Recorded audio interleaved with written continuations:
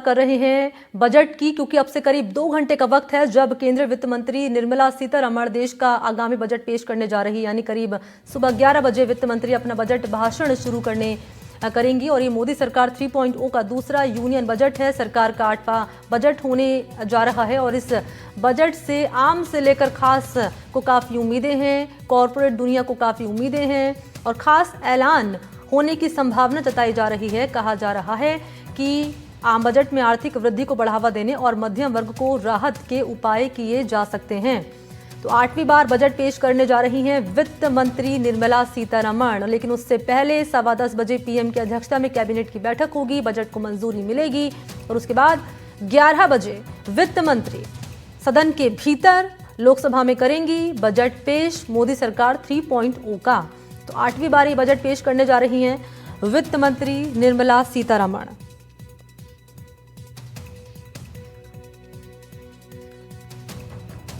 तो इस बजट से हर वर्ग को खासा उम्मीदें हैं। क्या ऐलान किया जाएगा, इस पर सभी की निगाहें बनी हुई हैं।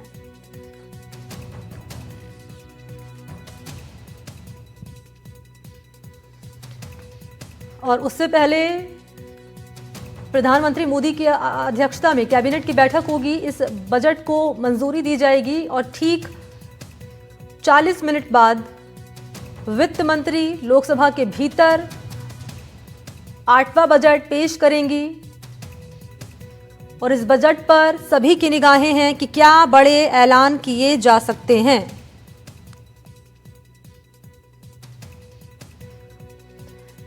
तो महिलाओं को लेकर क्या ऐलान किया जाएगा, इस पर सभी की निगाहें बनी हुई हैं।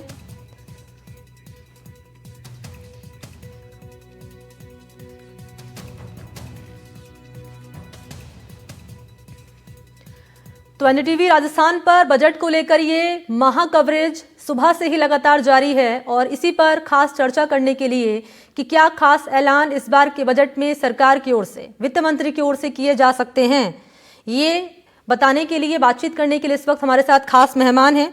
सीए नंदन नरूला जी हैं, चार्टर्ड अकाउंटेंट हैं, इस वक्त मेरे साथ जुड़ चुके हैं। नंदन जी, आपका बहुत बहुत स्वागत एनडीटीवी राजस्थान पर। नमस्ते, बहुत बहुत धन्यवाद। तो सर, चर्चा की शुरुआत मैं प्रधानमंत्री नरेंद्र मोदी के संसद भवन के हंस द्वार पर दिए गए बयान से मैं यहाँ पर करना चाहूंगी। प्रधानमंत्री मोदी ने अपने बयान में कहा था कि माँ लक्ष्मी हमें सिद्धि और विवेक देती हैं, समृद्धि और कल्याण भी देती हैं। मैं प्रार्थना करता हूं कि देश के हर गरीब और मध्यम वर्ग समुदाय पर माँ लक्ष्मी की विशेष कृपा रहे। आपको क्या लगता है कि इस बार के बजट में मिडिल क्लास को लेकर क्या खास ऐलान हो सकते हैं और क्या किए जाने चाहिए? प्रधानमंत्री जी के इस वक्तव्य से, इस बयान से सभी के मन में ये आशा तो है, जैसे उन्होंने बोला है कि माँ लक्ष्मी सबको यहाँ पे समृद्धि दे, तो हम सभी को ये उम्मीद है कि अभी से लगभग 2 घंटे बाद जो 8वां आम बजट यहाँ पे निर्मला सीतारमण जी पेश करने वाली हैं, तो उसमें मिडिल क्लास के लिए, छोटे व्यवसायियों के लिए, सैलरीड क्लास लोगों के लिए कुछ ना कुछ यहाँ पे ज्यादा टैक्स में रियायतें, कुछ टैक्स स्लैब्स में कटौती, कुछ न्यू टैक्स रेजिम में नए एग्जेम्पशंस या कहीं ना कहीं जो मध्यम वर्ग है उसके फायदे के लिए कुछ नई घोषणाएं जो हैं, और साथ में हम ये भी देखना चाह रहे हैं कि नया व्यवसाय चालू करने वाले लोगों के लिए भी कुछ नई योजनाएं, कुछ नई आर्थिक सहायता की घोषणा यहाँ पे बजट में की जाए। तो हम सबकी उम्मीदें जो हैं वो अभी चरम पे हैं, बहुत सारी उम्मीदें पूरा देश लेके यहाँ पे चल रहा है। 2 घंटे बाद देखते हैं वित्त मंत्री जी कितनी उम्मीदों पे खरी उतरती हैं। आपको किस तरह की उम्मीदें हैं, क्योंकि आप चार्टर्ड अकाउंटेंट हैं? इकोनॉमी को बूस्ट करने के लिए क्या खास ऐलान किए जाने चाहिए सरकार की ओर से? क्योंकि मिडिल क्लास की बात मैं इसलिए कर रही हूँ, ना केवल प्रधानमंत्री मोदी ने मिडिल क्लास का जिक्र किया, बल्कि राष्ट्रपति द्रौपदी मुर्मू ने भी मिडिल क्लास पर उनको राहत देने पर उनको कहा कि ऐलान हो सकते हैं। क्या लगता है किस तरीके से राहत दी जा सकती है मिडिल क्लास को? देखिए, मिडिल क्लास हमारे देश का वो तबका है जो टीडीएस के माध्यम से, स्रोत पर कर की कटौती के माध्यम से हर महीने बहुत ईमानदारी से अपना टैक्स जो है वो जमा करता है। लेकिन थोड़ा सा मिडिल क्लास के मन में एक आक्रोश भी है, थोड़ा सा रोष भी है, थोड़ी नाराजगी है कि जिस हिसाब से महंगाई बढ़ती जा रही है उस हिसाब से उनके पास जो डिस्पोजेबल इनकम है वो मेंटेन नहीं हो पा रही है, वो कम हो रही है, क्योंकि टैक्सेस में उनको कोई फायदा नहीं मिल रहा है। तो सभी लोगों को यहाँ पे उम्मीद है कि बढ़ती महंगाई को देखते हुए, जीएसटी का जो आम जनता को, मिडिल क्लास को जो बर्डन बेयर करना पड़ता है, उसको देखते हुए कम से कम उन्हें डायरेक्ट टैक्सेस में यानी कि इनकम टैक्स में कुछ रियायत की इस बार उम्मीद है। वो रियायत हो सकता है जो न्यू टैक्स रेजिम के स्लैब्स हैं उनको बढ़ने के माध्यम से दी जाए, ऐसी हमें अपेक्षा है। स्टैंडर्ड डिडक्शन बढ़ने के माध्यम से दी जा सकती है, या न्यू टैक्स रेजिम में कुछ नए एग्जेम्पशंस इंक्लूड करने के माध्यम से दी जा सकती है। तो ऐसे बहुत छोटे छोटे से स्टेप्स है जो अगर लिए गए तो मुझे लगता है मिडिल क्लास अगर साल में 10,000 से 1 लाख तक के बीच में भी अगर अपना टैक्स बचा सकेगी तो मिडिल क्लास इस फैसले को बहुत अच्छे से सराहना करेगी और बहुत सारी दुआएं देगी सरकार को। टैक्सेशन को लेकर क्या ऐलान होंगे नंदन जी, इस पर तो नजर बनी हुई है। उम्मीद करते हैं कि बड़ी राहत इस वर्ग को दी जाए। लेकिन बात करें प्राइवेट सेक्टर्स की, तो प्राइवेट सेक्टर्स को लेकर क्या खास होना चाहिए इस बार के बजट में, क्योंकि एक बड़ा वर्ग है युवाओं का जो प्राइवेट सेक्टर्स से जुड़ा हुआ है।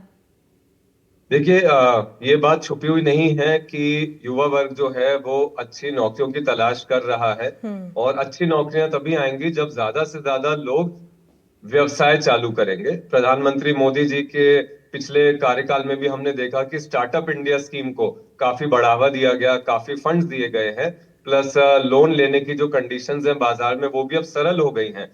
तो व्यापार के लिए चीजें देश में अच्छी हैं, लेकिन और ज्यादा उसको बूस्ट करने के लिए, इकोनॉमी को बूस्ट करने के लिए, मेनली हम बात करें मैन्युफैक्चरिंग सेक्टर को बूस्ट करने के लिए, कुछ और नए यहाँ पे टैक्स में इंसेंटिव्स की आवश्यकता है, ताकि नए उद्योग, नए व्यवसाय लोग शुरू करें, जिससे रोजगार मिलेगा। कर्ज की तो बढ़ोतरी होगी, सरकारी खजाने में पैसा जाएगा, लेकिन जब लोगों को रोजगार मिलेगा तो उसका जो कहते हैं रिपल इफेक्ट पूरी इकोनॉमी में हमें देखने को मिलेगा। तो हम उम्मीद कर रहे हैं कि ऐसी कुछ घोषणाएं नए उद्योगों के लिए और स्टार्टअप्स के लिए आने की हम लोग उम्मीद कर सकते हैं। वाकई में, और अभी हालिया एक रिपोर्ट सामने आई थी जिसमें यूनिकॉर्न्स को लेकर कहा गया था कि काफ़ी संख्या में यूनिकॉर्न्स हमारे देश में अब देखे जा रहे हैं। बहरहाल क्या महत्वपूर्ण रहेगा ऐलान यहाँ पर सरकार की ओर से किया जाएगा, ये महत्वपूर्ण रहेगा जानना। आप रहिए मेरे साथ। इस बीच राजनीतिक विश्लेषक हेमंत गोयल जी मेरे साथ जुड़ चुके हैं। हेमंत जी, स्वागत आपका एनडीटीवी राजस्थान पर। अब से थोड़ी देर का वक्त है हेमंत जी, बजट पेश होने जा रहा है। 8वां बजट यहाँ पर पेश करेंगे वित्त मंत्री। क्या आपकी उम्मीदें हैं, क्या आप कहेंगे इस बार के बजट को लेकर?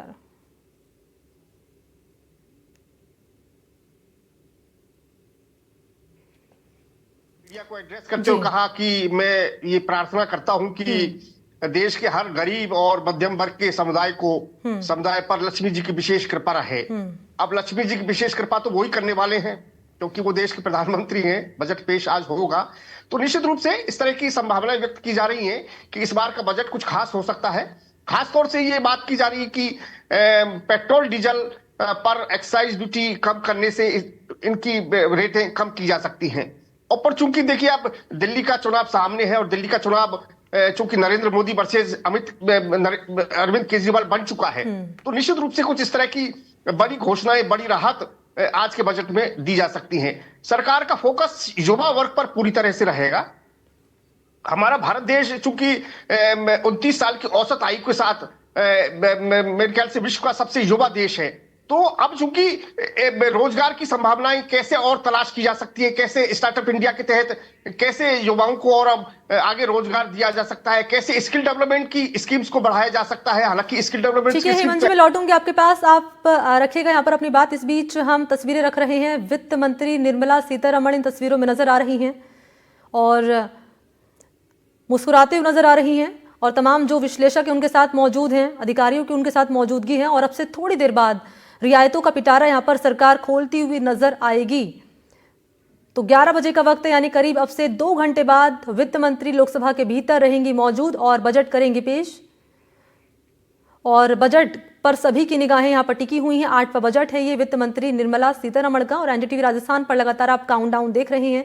समय धीरे धीरे आगे बढ़ रहा है और उम्मीदें भी लोगों की बढ़ती हुई नजर आ रही हैं कि इस बार के बजट में, जैसे कि अभी हेमंत जी बता रहे थे, कि युवाओं के लिए सरकार बड़े ऐलान कर सकती हैं, क्योंकि एक बड़ा रेशो है, एक बड़ी आबादी है युवाओं के हमारे देश में जो प्राइवेट सेक्टर से जुड़ी हुई है, लेकिन एक बड़ा वर्ग भी है युवाओं का जो नौकरी की तलाश में है। तो उनके लिए क्या बड़ा ऐलान किया जाएगा सरकार की ओर से, वित्त मंत्री की ओर से, इस पर सभी की निगाहें टिकी हुई हैं। तो मोदी सरकार 3.0 का दूसरा बजट, वित्त मंत्री यहां से निकल चुकी हैं, मुस्कुराते हुए नजर आई थी, उनके हाथ में आपको बजट नजर आया था। यही बजट जो है पेश किया जाएगा वित्त मंत्री की ओर से लोकसभा के भीतर। थोड़ी देर का वक्त है, काउंटडाउन धीरे धीरे आगे बढ़ता हुआ नजर आ रहा है और हर वर्ग के जो लोग हैं उनको इस बजट से हैं काफी उम्मीदें और हर एक जानकारी, क्या बड़े ऐलान किए जाएंगे। एनडीटीवी राजस्थान पर ये महा कवरेज लगातार रहेगी जारी। तो हेमंत जी अपनी बात आप यहां पर रखिए। जी, तो मैं कह रहा था कि निश्चित रूप से, लेकिन एक बात आप मान के चलिए कि लोक लुभावना बजट मोदी सरकार पेश नहीं करेगी, लेकिन बजट ऐसा होगा जो दूरगामी परिणाम जिसके सामने आएंगे, कैसे लोगों को रोजगार मिल सके, कैसे लोगों को स्किल डेवलपमेंट की स्कीम से जोड़ा जा सके, क्योंकि प्राइवेट सेक्टर में भी अगर युवाओं को रोजगार दिलाना है तो वो जब तक हुनरमंद नहीं होंगे उनको रोजगार प्राइवेट सेक्टर में नहीं मिल पाएगा।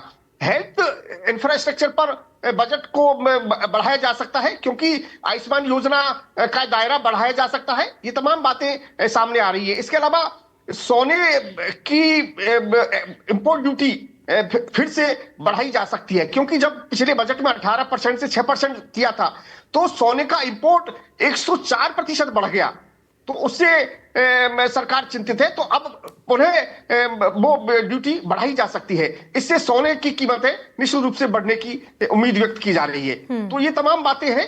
इसके अलावा जैसा मैंने बताया कि किसान जो पीएम किसान सम्मान निधि योजना के तहत जो 6,000 रुपए मिलते हैं उनको 12,000 रुपए किया जा सकता है, क्योंकि ये संसद की कमेटी के द्वारा इसको रिकमेंड किया गया है। तो इस तरह की ये तमाम बातें हैं जो हमें अभी बजट में सामने आ सकती हैं। जी बिल्कुल। अब नंदन जी के पास मैं आना चाहूंगी यहाँ पर और आपसे समझना चाहूंगी, जो टैक्स फ्री इनकम है सालाना, उसको 10 लाख रुपए तक भी किया जा सकता है। ठीक है, आप रहिए हेमंत जी, मैं आपके पास लौटूंगी। नंदन जी लगातार मेरे साथ बने हुए हैं। नंदन जी आपके पास आते हुए, क्योंकि युवाओं की यहाँ पर बात कर रहे हैं हेमंत जी, और प्रधानमंत्री मोदी ने भी अपने एक इस बयान में जिक्र किया था और उन्होंने कहा था कि 2047 तक विकसित भारत के संकल्प की दिशा में काम किया जाएगा, अहम निर्णय लिए जाएंगे और ये बजट नया विश्वास पैदा करेगा। जो अभी 20 से 25 साल के हैं, जब 45 से 50 के होंगे तब विकसित भारत के बड़े लाभार्थी वही होंगे। तो क्या लगता है युवाओं के लिए क्या खास ऐलान होने चाहिए? यहाँ पर हमने मिडिल क्लास की बात कर ली, प्राइवेट सेक्टर्स की बात कर ली, अब अगर युवाओं की बात कर ली जाए तो उनके लिए क्या खास ऐलान होने चाहिए?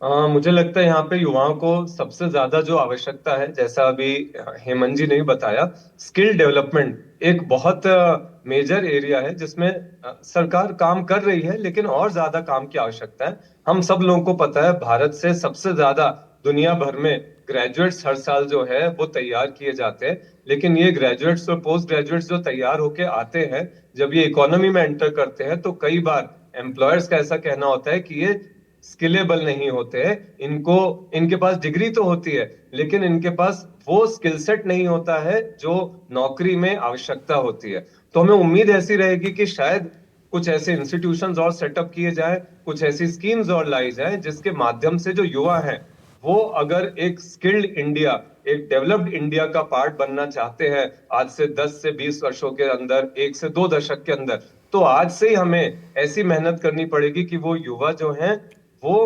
बाजार में जैसी रिक्वायरमेंट है वैसे पढ़ाई करके तैयार होकर निकले। तो मेरी पूरी उम्मीद है कि ऐसी योजनाओं में, ऐसे एजुकेशनल इंस्टीट्यूशंस में, ऐसे करिकुलम में चेंजेस, जो हमारे एजुकेशन सिस्टम है उसमें कुछ चेंजेस शायद इस बजट में प्रस्तावित किए जाए और उसकी तरफ भी सरकार को काम करना चाहिए।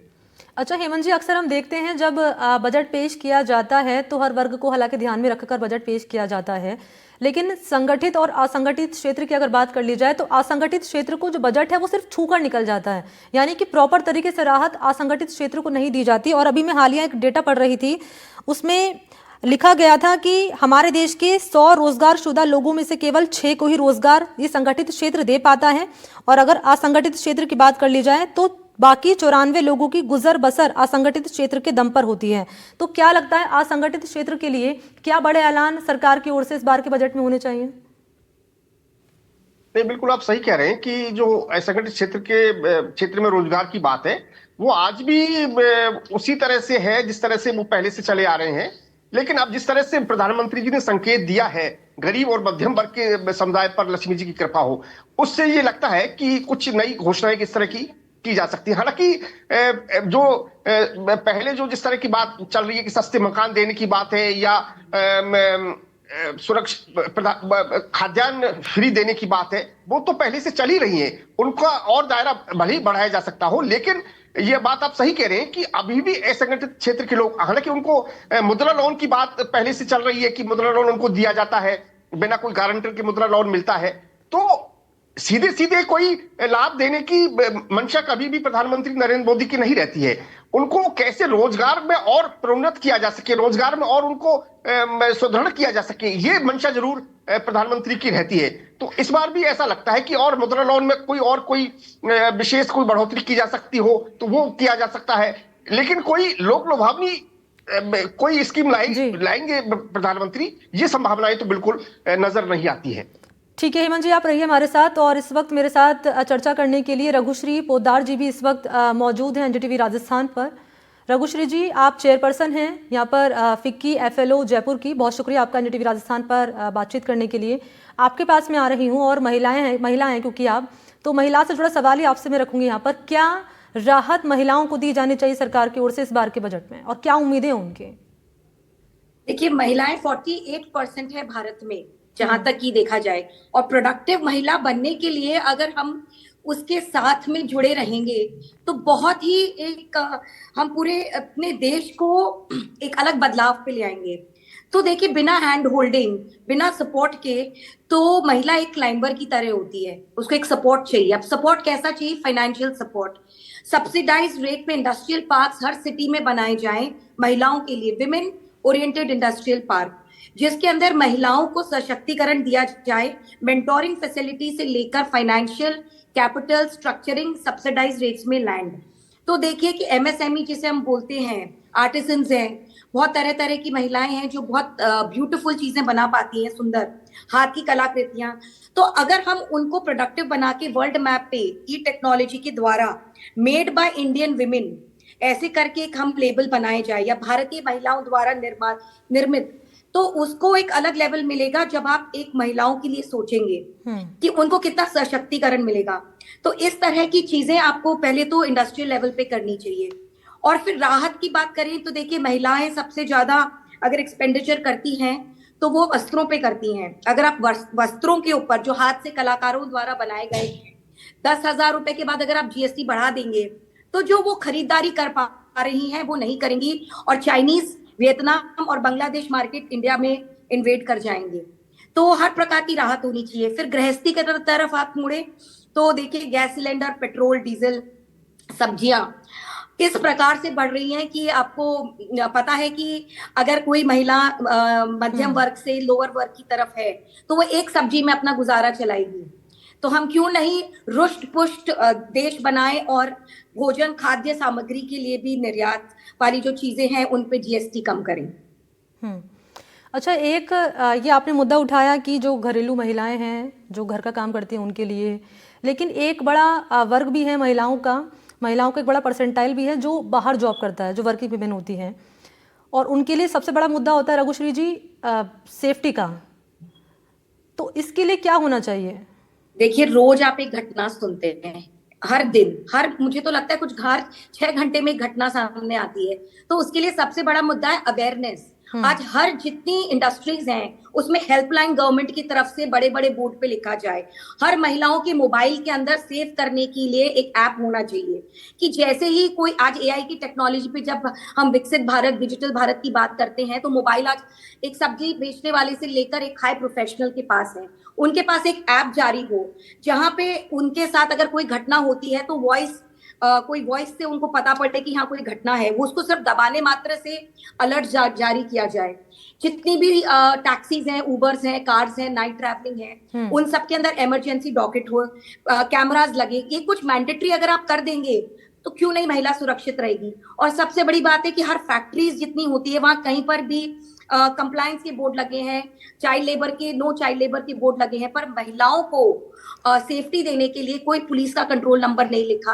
क्यों नहीं सारी इंडस्ट्रीज के अंदर ये मैंडेटरी कर दिया जाए और हर थोड़े से टाइम में कैंप्स लगाए जाए, सेल्फ इसको बोलते हैं सेल्फ प्रोटेक्शन के, और ये स्कूल स्तर से चालू किया जाए।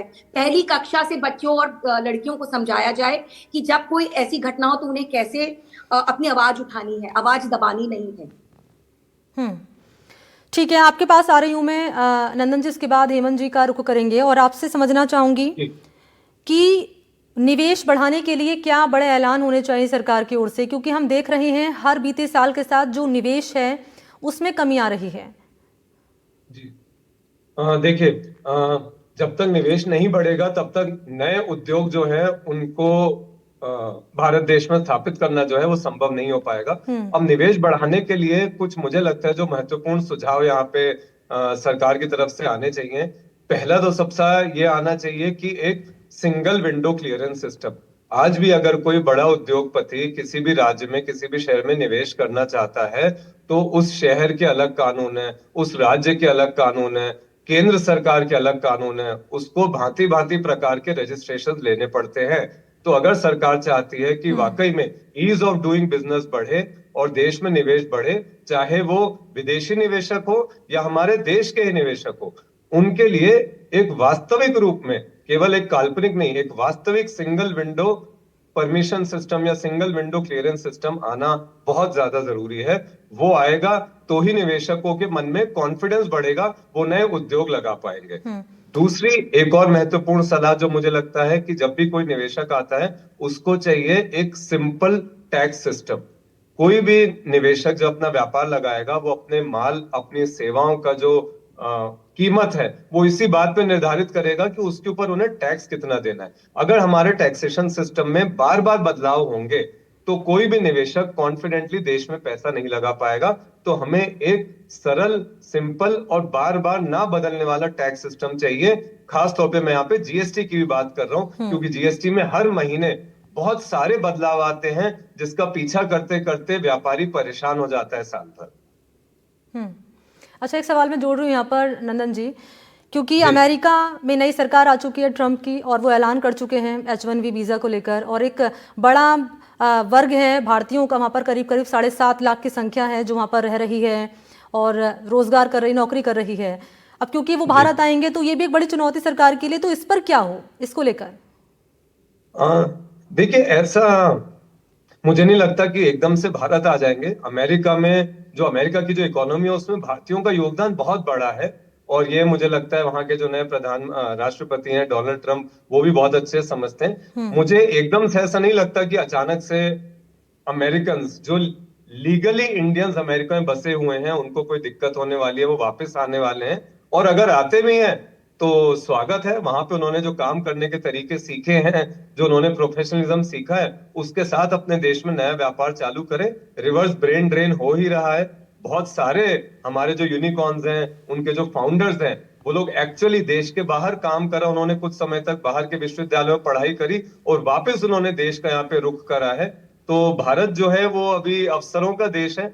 यहाँ पे आए, बहुत सारे अवसर उपलब्ध हैं। जैसा कि मैंने पहले भी कहा, थोड़ी बहुत हमें नीतियों में सुधार की आवश्यकता है ताकि हम इंडियन मार्केट को और ज्यादा अट्रैक्टिव बना सके ग्लोबल इन्वेस्टर्स के लिए और ग्लोबल टैलेंट के लिए। हेमंत जी, आपके पास आते हुए अभी हमने एक रिपोर्ट देखी थी राजस्थान की ही, जिसमें महिलाएं हों और युवा वर्ग हों, जो उद्योग कर रहे हैं व्यापारी, उनसे बातचीत जब सहयोगी ने की तो उनकी ओर से एक ही बात कही गई है सबसे महत्वपूर्ण, जीएसटी को लेकर कि जीएसटी कम किया जाए, क्योंकि एक बड़ी संख्या में वर्ग है, महिलाएं हो, मैं तो कह रही हूँ सभी हैं जो प्रभावित हो रहे हैं इस जीएसटी से। तो इसको लेकर क्या खास ऐलान होने चाहिए? बिल्कुल आप सही कह रहे हैं कि जो महिला सशक्तिकरण की बात हम जब करते हैं तो वो केवल एक नारा बन के नहीं रह जाए। महिला सशक्तिकरण की दिशा में लघु सूक्ष्म रोजगार में जो जिस तरह की सुविधाएं और महिलाओं को मिल सकती हैं वो मिलनी चाहिए, चाहे सस्ता लोन की बात हो या जीएसटी में कोई और सरलीकरण की बात हो। ग्रामीण क्षेत्र में महिलाओं के पास रोजगार के कोई साधन नहीं है, वो केवल नरेगा पर डिपेंड करती हैं या फिर वो कहीं पर नौकरी चाकरी करने के लिए जाती हैं। तो वो कैसे उनको स्किल डेवलपमेंट की योजनाओं से जोड़ा जा सकता है, क्योंकि बड़ी फैक्ट्रियों में महिलाओं को कैसे रोजगार मिलवाया जा सकता है, क्योंकि जब तक वो हुनरमंद नहीं होंगी उनको कोई रोजगार नहीं देगा। तो महिला सशक्तिकरण केवल एक नारा बन के नहीं रह जाए, इस पर भी मोदी सरकार को ध्यान देना होगा। क्योंकि देखिए आज भी मुद्रा लोन मिलना कोई आसान काम नहीं है। सरकार कहती है कि मुद्रा लोन बिना गारंटर के मिल जाता है, लेकिन जब बैंक में जाते हैं तो वो फिर बहुत पेचीदा वहां पर काम हो जाता है। जीएसटी की अभी सीए साहब बात करते हैं कि जीएसटी में रोज आए दिन बदलाव किए जाते रहते हैं, तो वो भी महिलाओं के सामने एक बड़ी समस्या हो सकती है। तो निश्चित रूप से वास्तविक रूप से महिलाओं को कैसे सशक्त किया जा सकता है, और जब तक आर्थिक रूप से हम सक्षम नहीं करेंगे, महिला सशक्तिकरण का नारा बिल्कुल ही कोरा माना जाएगा, वो बेबुनियाद माना जाएगा। तो महिलाओं को जब तक हम आर्थिक रूप से सक्षम नहीं करेंगे, जयपुर में तो आप देख लीजिए फैक्ट्रियों में महिलाएं जाती हैं, लेकिन अभी सुरक्षा की बात की गई, निश्चित रूप से सुरक्षा एक बहुत बड़ा विषय है। मेट्रो सिटीज में तो सुरक्षा और भी बड़ा विषय है। कैसे, हालांकि पुलिस ये दावा करती है कि हमने ये व्हाट्सएप नंबर जारी किया है, हमने ये हेल्पलाइन नंबर जारी किया है, लेकिन वो सारी चीजें वास्तविकता से बहुत दूर है। वो रियल में उस तरह से उनको मदद नहीं मिल पाती है जो उनको मौके पर मिलनी चाहिए। तो ये इस तरह की बातें जरूर हो रही। और एक सवाल आपसे रहेगा मेरा आपके पास आते हुए यहाँ पर रघुश्री जी, और अभी हालिया डेटा सामने आया जिसमें ये बताया गया कि केंद्र सरकार के ई श्रम पोर्टल पर करीब 30 करोड़ लोगों ने अपना रजिस्ट्रेशन करवा रखा है, और इस संख्या के 94% लोगों का कहना है कि वो 10,000 रुपये मासिक या फिर उससे कम ही कमा पाते हैं। तो क्या लगता है कि आमदनी बढ़ाने के लिए महिलाओं की हो पुरुषों की हो, उस पर क्या काम करने की जरूरत है? देखिए, आमदनी अगर आपको बढ़ानी है तो इस दुनिया में जो भी चीज बनती है, कमोडिटी, वो बिना मार्केटिंग के नहीं बिक सकती। तो कोई भी इन्वेंशन है उसको एक मार्केटिंग प्लेटफॉर्म चाहिए, और मार्केटिंग प्लेटफॉर्म आज सबसे बेस्ट है डिजिटल माध्यम। पर डिजिटल माध्यम जैसे ई प्लेटफॉर्म्स हैं, पर क्यों नहीं उसे कैटेगराइज करके बनाया जाए। आज आपने एक बड़ा ई पोर्टल खोल देते हैं, आप जेम पोर्टल खोला आपने, पर क्यों नहीं इसे सेग्रीगेट करा जाए। अगर मुझे इस प्रकार की वस्तु चाहिए तो मैं वहां पे जाऊं, गवर्नमेंट के द्वारा उसके अंदर डिस्काउंट ऑफर्स करके ई पोर्टल्स खुलने चाहिए, जैसे डिस्काउंटेड स्टोर्स होते हैं, डिस्काउंटेड स्टोर्स। तो क्यों नहीं उन लोगों को वहां पे जोड़ा जाए जो हाथ से श्रम कर रहे हैं, जो एक लाइन के, एक पॉवर्टी लाइन से थोड़े से अबव, जिसको हम बोलते हैं कि स्टार्टअप, चाहे वो लेडीज हो, चाहे वो आर्टिसंस हो, चाहे वो हर प्रकार के तबके के लोग हो, चाहे वो फूड इंडस्ट्री से हो, गारमेंट इंडस्ट्री से हो, चाहे वो कोई भी हो, उनको कैटेगराइज करा जाए। ई दुनिया को कहीं पर भी बैठे हुए, आज आप देखिए अमेज़न ने दुनिया बदल दी, तो क्यों नहीं भारत देश की इतनी करोड़ों की आबादी है जहां पे हम कह रहे हैं कि हम स्तर 1 पे आबादी वाले हैं, तो हम अपने ई पोर्टल्स को अमेज़न के तरह बनाकर क्यों नहीं उसे विश्व का सबसे बड़ा ऐसा पोर्टल बनाया जाए कि जहाँ पे कैटेगराइज प्रोडक्ट्स मिले। क्यों नहीं हम फोकस्ड काम करें। अभी हम सिर्फ एक डिजिटल मीडिया पे काम कर रहे हैं। ठीक है, आप रहिए मेरे साथ रघुश्री जी और नंदन जी और हेमंत जी। ये खास चर्चा लगातार हमारी जारी रहेगी। यहाँ पर एक छोटे से ब्रेक के लिए यहाँ पर हम रुक रहे हैं, तुरंत हाजिर होते हैं, आप रहिए हमारे साथ।